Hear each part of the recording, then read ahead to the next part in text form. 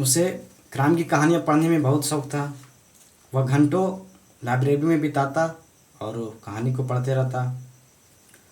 लेकिन उसके परीक्षा में नंबर कम आने के कारण वह निराश हो गया, जिसके कारण वो अपनी जान लेने की कोशिश की और जान नहीं ले पाई अपनी, तो एक खतरनाक कहानी और फर्जी कहानी बनाई।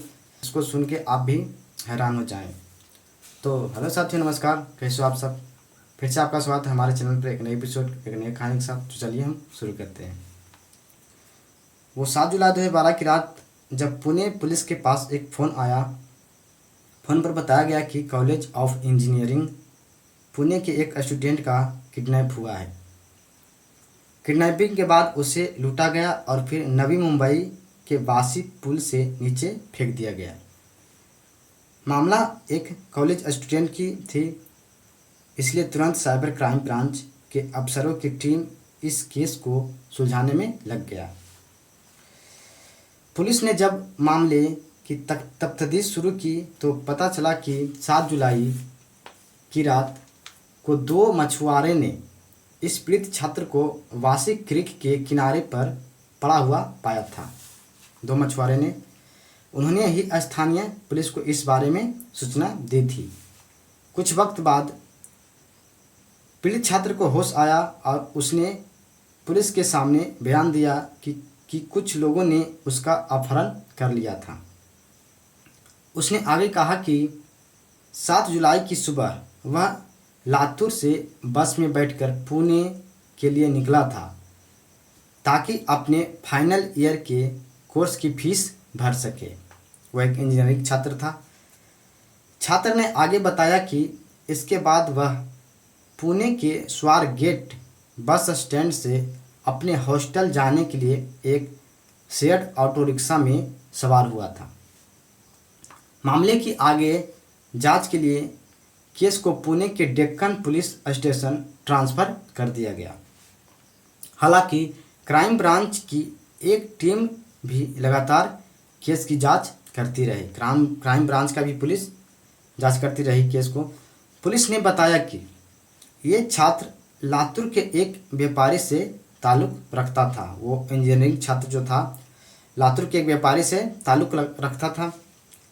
उसने पुलिस को बताया कि शेयर्ड रिक्शा में साथ बैठे कुछ अजनबी लोगों ने उसके मुंह पर रुमाल लगाकर उसे नशीला पदार्थ सूंघाया था। ये छात्र बोल रहा है। पूरी कहानी सुने आगे क्या हुआ। जब उसे होश आया तो उसने खुद को एक कार में पाया। छात्र ने आगे बताया कि उन लोगों ने चाकू की नोक पर उससे 60,000 रुपये कैश, एक सेल फोन और एक घड़ी लूट ली। इसके बाद उन्होंने बासी के पुल के नीचे फेंक दिया। ये छात्र बता रहा है कि उनसे 60,000 रुपया, एक सेल फोन और एक घड़ी भी लूट लिया। अब पुलिस आगे तफ्तीश के लिए इस छात्र को क्राइम सीन पर लेकर गई ताकि समझा जा सके कि कैसे उसका अपहरण हुआ और कैसे उसके साथ लूट हुई। छात्र ने बताया कि उसे लूटने वाले में ऑटो रिक्शा चालक, कार ड्राइवर और चाकू से डराने वाले एक शख्स सहित कुल 3 लोग शामिल थे। उसकी कहानी के आधार पर पुलिस ने 3 संदिग्ध अपहरणकर्ता के स्केच भी तैयार कर लिया। ये स्केच आसपास की दीवारों पर चिपकाते हुए लोगों से अपील की गई कि अगर किसी को इनके बारे में सुराग मिले तो पुलिस को इन्फॉर्म करे, सूचना दे सकते हैं पुलिस को। आइए कहानी सुने। इन सब के बीच कुछ ऐसा हुआ जिससे पुलिस का माथा ठनक गया। आगे उसने क्या हुआ। दरअसल छात्र ने जो बयान दिया और क्राइम सीन पर घटना के बारे में जो जानकारी दी वो दोनों अलग अलग थी। पुलिस के मुताबिक छात्र ने अपने परिवार को बताया था कि उसने 5वें और 6ठे सेमेस्टर में लगभग 8 ग्रेड पॉइंट हासिल किए हैं, लेकिन उसके कॉलेज से पुलिस को पता चला कि वह तो पिछले कई दिनों से स्कूल ही नहीं आ रहा है। साथ ही पुलिस को यह भी पता चला कि वह एफसी रोड पर स्थित एक पुस्तकालय में किताबें पढ़ने और इंटरनेट कैफ़े में काफ़ी वक्त बिताता था। पुलिस को यह भी पता चला कि उसे क्राइम की कहानियाँ पढ़ना बहुत पसंद था और वह एक लेखक बनना चाहता था। अब पुलिस को उसके ऊपर शक हुआ और अधिकारियों ने उसे अपने माता पिता के साथ थाने में बुला लिया। पुलिस ने माता पिता के सामने उससे पूछा, वो कॉलेज स्टूडेंट से, उसने अपहरण की झूठी कहानी क्यों बनाई? पुलिस पूछा। शुरुआत में छात्र ने ना नुक्कर की, लेकिन बाद में टूट गया।